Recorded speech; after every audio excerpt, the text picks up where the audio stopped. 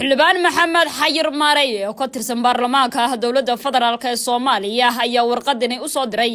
madaxweynaha Soomaaliland Muuse Biixi Cabdi waxaana u dhignayd warqadu sidatan mudane madaxweyne saadogtay halkii sano iyo barkii u dambeeyay waxa taagnaa muran siyaasadeed oo dhinaca doorashooyinka oo la isku hayay doorashada asxaabta ayaa soo horumaraysa iyo doorashada madaxweynaha ayaa soo horumaraysa sidoo kalena 3 bilood oo u dambeeyay waxa ku soo biiray colaadda laascaanood oo markii hore ku bilaabantay cabasho dadweynaha oo xaq ahayd laakiin isla markiiba loo bedelay dagaal leh wajiyo qabiil iyo mid qadiyado kale oo daba dheeraan kara waxaan aaminsanay mudane madaxweyne inaad fahansan tahay in hadal jeedintaada labada gole ee maalinta isniin tahay inay ku soo beegantay xilli xasaasiya oo la filayo inay ka duwanaan doonto hadal jeedimahaagii hore Somaliland degan oo aan dagaal ku jirin hadal jeedintaada labada gole ka sokow waxa ku dhageysanaya shacabka Somaliland iyagoo duruufo nololeed oo adag ku jira weerariyeen muranka siyaasadeed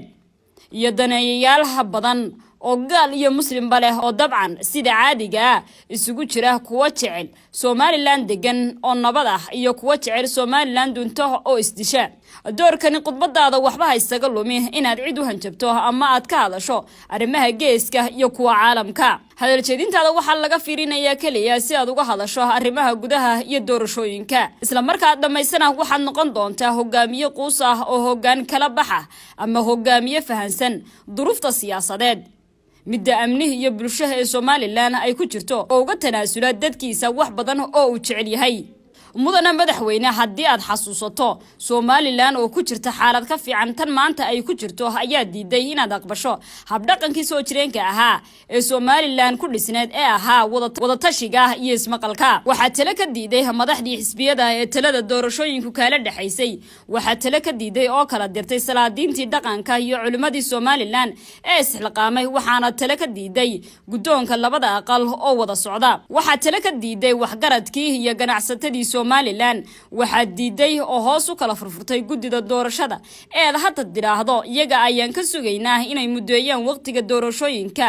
ee hore u soo bandhigay muddo 9 bilood ah gudahoodina ku qaban karaan doorashada madaxweynaha ugu dambeyntii waxa duufsatay gudoomiye Suleymaan Maxamuud oo runtii ka hoos maray halkii ay ka soo bixi jireen maalinta ay adkaanto raggii uga horeeyay xilka gudoonka golaha guurtida ama kula jiray ee aan ku xusi karo Sheekh Madar iyo Xaaji Cabdiraabi Allah u naxariistee oo aad ku tiri muddo xileedkaaga 5 sano ku darso ana 2 sano igu dar laakiin waxaan u maleynayaa inaad hadda garowsatay intaasi noqotay taladii islaanta ee uu ku mahmaahay Maxamuud Xaashi oo aad wixii hadda ka dambeeya dadka iyo dalka u tiri doonto oo aad dhageysan doonto dadka taladu kala dhaxayso iyo waxgaradkaaga kale ee Somaliland mudane madaxweyne aniga aragtideeda iyadoo lagu qiyaas qaadanayo khibradii laga dhaxlay iyo siday bulshada Somaliland u kala qaybisay doorashadii ururada ee 2012 iyadoo maanka lagu hayo daruufaha kala qaybsanaanta siyaasadeed iyo colaadaha ee Somaliland ku jirto iyadoo la og yahay in xisbiyada ururadu leeyihiin magacyo fiican dad badanina ku wada jiraan laakiin ay yihiin xisbiyo ama ururo beel leeyihiin adiga og inaanay Somaliland qaadan karin muran kala qaybsanaan siyaasadeed oo danbe iyo doorashada oo dib si dhacda adiga oo iloobin mudane madaxweyne in shacabka Somaliland abaal kugu leeyihiin oo madaxweyne kugu dirto iyaga og inaad tahay nin military ah oo yara qalafsan iyo inaad hadda tahay madaxweyne muddaxileedkiisu dhamaaday aniga suurtagal ilama aha in la soo horumarin karo doorashada ururada haddii aad soo horumarisana ugu dambeyntina ma jiri doonto maanta cid ama beel ka yeelaysa ururkaygii ugu dhacay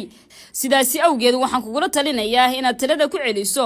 golayaasha aad la hadlayso madaxda xisbiyada ururada iyo waxgaradka Somaliland oo aad fasaxdo in dalka la geliyo doorasho madaxweyne oo ku dhisan duruufo gaar ah oo ay tartami karaan madaxda 3 xisbi ee hore u jiray iyo madaxda ururada siyaasadda ee cusub ninkii u diyaarsan